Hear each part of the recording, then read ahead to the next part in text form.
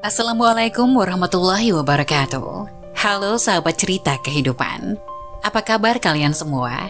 Syukur alhamdulillah kita bisa berjumpa lagi di channel ini. Salawat dan salam selalu tetap tercurah kepada junjungan kita, Nabi besar Muhammad SAW. Tidak lupa kami sampaikan salam sehat, salam sejahtera. Semoga kita semua tetap dalam lindungan Allah Subhanahu wa Ta'ala. Seperti biasa, kita akan berbagi kisah dari yang unik, menarik, sampai bikin nangis. Semoga bermanfaat.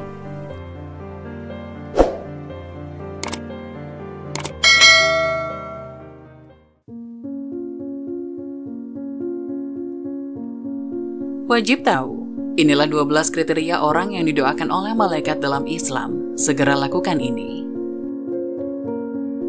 Dalam Islam, malaikat adalah makhluk yang diciptakan dari cahaya oleh Allah Subhanahu wa Ta'ala. Maka dari itu, malaikat tidak pernah berdosa dan sangat taat kepada Allah.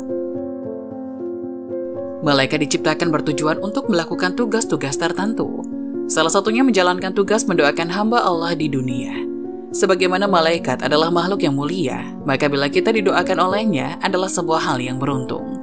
Sebab doa dari malaikat jauh lebih mudah diijabah. Jadi siapa sajakah orang-orang yang bisa mendapatkan doa dari malaikat? 1. Orang yang tidur dalam keadaan berwudu. Berwudu merupakan kegiatan membersihkan atau menyucikan diri dari hadas dan kotoran. Jadi, berwudu sebelum tidur sangatlah bermanfaat, yaitu dapat membuat tubuh menjadi lebih tenang dan nyaman. Bahkan berwudu sebelum tidur bisa dijaga oleh malaikat selama tidur, sekaligus didoakan yang baik. Dalam hadis riwayat Ibnu Hibban dan Abu Umar radhiyallahu an, Rasulullah SAW bersabda, "Barang siapa tidur di malam hari dalam keadaan suci atau berwudu, maka malaikat akan mengikuti, lalu ketika ia bangun, niscaya malaikat akan berucap, 'Ya Allah, ampunilah hamba-Mu si Fulan, karena ia tidur di malam hari dalam keadaan selalu suci.'" 2. Orang yang selalu duduk menunggu waktu sholat. Malaikat akan senantiasa berdoa kepada hamba Allah jika orang itu suka menanti-nantikan atau menunggu waktu sholat tiba. Orang yang selalu menunggu waktu sholat dalam keadaan suci maka akan mendapatkan ampunan dari Allah Subhanahu wa Ta'ala. Imam Ibnu Huzaimah meriwayatkan salah satu hadis dalam kitab Sahihnya bahwa sesungguhnya Rasulullah SAW bersabda, "Tidaklah seseorang di antara kalian duduk menunggu sholat selama ia berada dalam keadaan suci, melainkan para malaikat akan mendoakannya. Ya Allah, ampunilah ia. Ya Allah, sayangilah ia." 3. Orang yang berada di shaf jamaah paling depan. Khusus untuk para ikhwan atau pria yang datang ke masjid lalu berwudu, lalu mengambil shaf barisan jamaah yang pertama atau paling depan untuk sholat, maka ada keutamaan khusus yang akan didapatkannya. Nabi SAW menunjukkan keutamaan shaf pertama dalam sabdaan hadis berikut. "Sesungguhnya Allah dan para malaikatnya bersolawat kepada Allah yang salat di shaf pertama." Hadis riwayat Abu Daud Sahih. Dan Rasul bersabda juga, "Sebaik-baik shaf bagi laki-laki adalah yang paling depan, dan yang paling jelek adalah yang paling belakang. Sebaik-baik shaf bagi wanita adalah yang paling belakang, dan yang paling jelek adalah yang paling depan." Dalam hadis riwayat Muslim. 4. Orang yang menyambung shaf kosong. Pasalnya barisan atau shaf sholat harus sempurna, tidak boleh ada sela-sela yang kosong. Harus rapat dan lurus supaya seperti berbarisnya para malaikat di sisi robnya, yaitu mereka yang selalu menyempurnakan shaf-shaf barisan, rapat serta lurus dalam barisannya.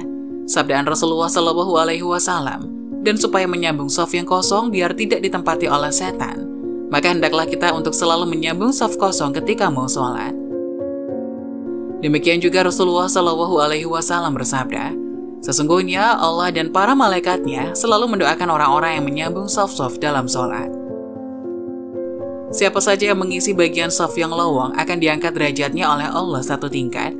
Dalam hadis riwayat Ibnu Majah nomor 995. 5. Orang yang mengucap amin setelah imam membaca Al-Fatihah. Salat adalah amalan wajib yang pertama kali dihisab. Oleh karena itu, salat harus disempurnakan dari takbiratul ihram hingga tahiyat akhir supaya kita diselamatkan oleh Allah kelak. Seperti amalan dalam salat yang perlu diperhatikan dan seringkali dianggap remeh, yaitu mengucapkan kata amin setelah imam membaca Al-Fatihah. Padahal mengucapkan amin tersebut merupakan perhiasan sholat dan memiliki keutamaan yang luar biasa. yaitu ucapan amin itu bersamaan dengan aminnya para malaikat, menjadikan dosa-dosa hamba diampuni serta menjadi penyebab terkabulnya doa. 6. Orang yang duduk di tempat sholatnya setelah melakukan sholat. Pastinya senang bukan, jika didoakan yang baik oleh malaikat, apalagi disolawatkan. Nah, itu juga merupakan doanya malaikat bagi orang yang selalu duduk di tempat sholatnya setelah melakukan sholat. Nah, lebih baik kita duduk dulu sebelum melaksanakan sholat, yaitu diisi dengan zikir dan doa, sehingga malaikat akan mendoakan kita yang terbaik di hadapan Allah Subhanahu wa Ta'ala. 7. Orang yang melakukan sholat subuh dan asar secara berjamaah. Sholat subuh memiliki keistimewaan tersendiri. Iya, subuh adalah waktunya para malaikat berkumpul datang sehingga ada banyak hal tak terkira. Namun biasanya, di waktu tersebut merupakan hal yang memberatkan untuk melakukan sholat, butuh perjuangan untuk bisa melakukan kewajiban tersebut, seperti contohnya orang melewati waktu subuh karena tidak bangun pagi. Padahal sholat subuh bisa disaksikan banyak malaikat loh. Begitupun dengan sholat asar. Waktu tersebut orang sangat sibuk, mereka enggan dalam melakukan kewajiban. Padahal, dua-duanya punya keutamaan yang luar biasa, apalagi secara berjamaah. 8. Orang yang mendoakan saudaranya tanpa sepengetahuan orang yang didoakan. Doa itu memang sungguh dahsyat, karena selain punya segudang manfaat yang lebih baik, dengan doa kita dapat didoakan balik oleh malaikat, bahkan doanya lebih baik lagi dari itu. Bila orang yang mendoakan saudaranya tanpa sepengetahuan orang yang didoakan, doa tersebut akan segera dikabulkan. 9. Orang yang bersedekah. Sedekah adalah amalan yang sangat mulia dengan banyak keutamaannya. Dengan sedekah kita akan jadi lebih naik derajat karena seperti dikatakan dalam firman Allah, Quran Surat Al-Hadid ayat 18 yang artinya, sesungguhnya orang-orang yang bersedekah baik laki-laki maupun perempuan dan meminjamkan kepada Allah dengan pinjaman yang baik, akan dilipat gandakan balasannya bagi mereka, dan mereka akan mendapatkan pahala yang mulia. Selain itu, akan ditambahkan pula dengan doa para malaikat. Memang sungguh luar biasa kekuatan dari amalan sedekah ini. 10. Orang yang sedang sahur. Di balik waktu sahur ternyata ada keutamaan yang jarang kita ketahui, yaitu bisa mendatangkan berkah kebaikan dan pahala yang mengalir. Berkah datangnya dari Allah, sungguh beruntungnya orang yang sedang sahur akan mendapatkan sholawat dari Allah dan doa para malaikat. Di waktu tersebut kita dapat meluangkan waktu untuk lebih banyak beribadah kepadanya, jadi pahala senantiasa mengalir terus. 11. Orang yang sedang menjenguk orang sakit. Seseorang yang menjenguk orang sakit juga punya keberkahan yang hakiki, bahwa orang yang menjenguk orang sakit akan diberikan pahala serta keberkahan dari Allah, sebagaimana dijelaskan dalam hadis riwayat Ibnu Majah berikut.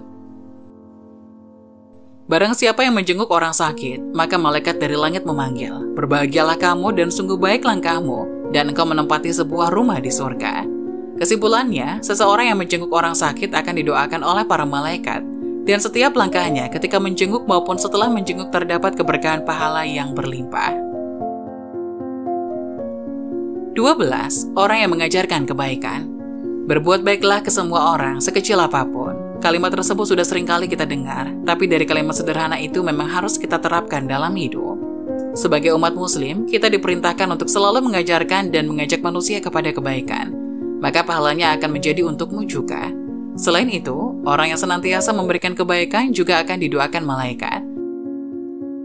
Dengan mengajarkan atau mengajak kebaikan, sama dengan kita berdakwah di jalan Allah dan dapat mencegah orang lain dari kemungkaran.